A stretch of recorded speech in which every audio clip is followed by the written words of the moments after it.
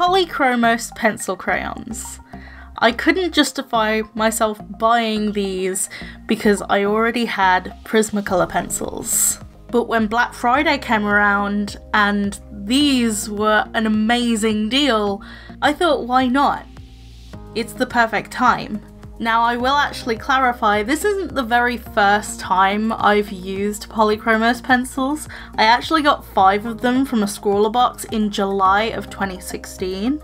I got the cream, white, black, middle cadmium red, and dark cadmium orange. However, this is a very limited colour palette and there's not very much I could do with it beyond the obvious. But it was a nice introduction and it was a way of testing how I could actually do with those pencils. So one decision I decided to make first of all was actually to go with a toned paper. This makes a really nice base. This paper is actually just the Strathmore toned grey paper, if you're interested.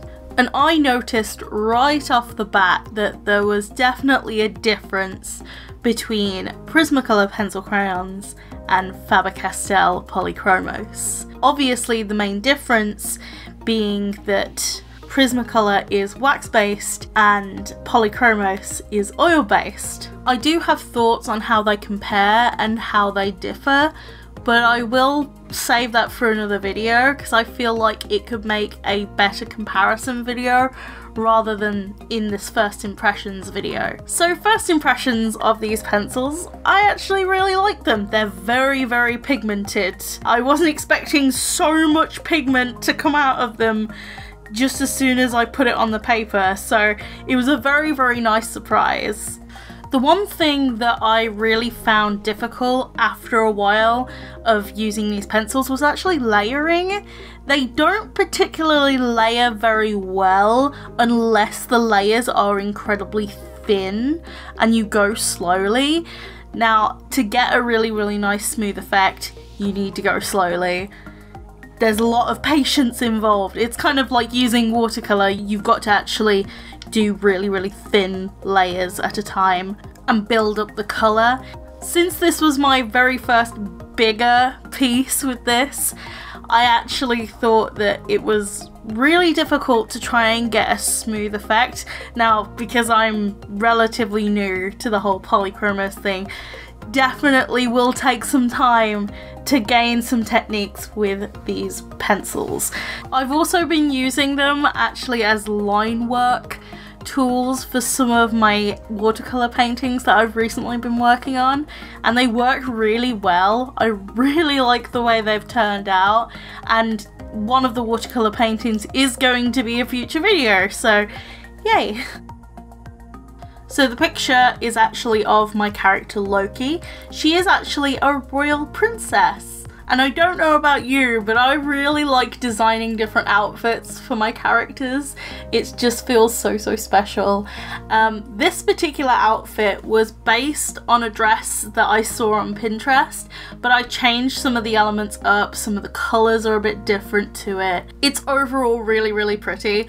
Now, in the video, I don't actually finish the crown, so there's just a big dent in the head. Now, I actually do finish that, but I don't record that part because it was really tedious because she has a very intricate crown, so I decided not to film that.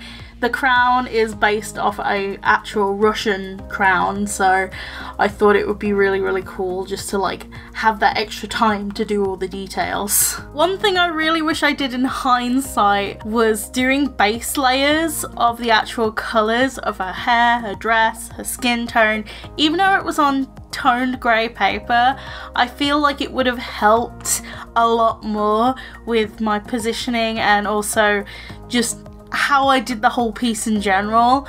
So this is purely pencil crayon. I like using pencil crayon alongside other mediums because I feel like it complements it. I feel like it definitely works a lot better that way. I am also getting used to using toned grey paper, and I don't know what I was thinking trying to do a piece this big. I feel like I should have actually focused on a smaller piece. That way I could actually just make my blending a lot better, just be fine with it. But no, I had to go into the deep end right away, didn't I? Why do I do this to myself? Going into the obvious, the very first thing that is different is that this is not 5 pencils, it's a pack of 60, so there's a lot of range to play around with.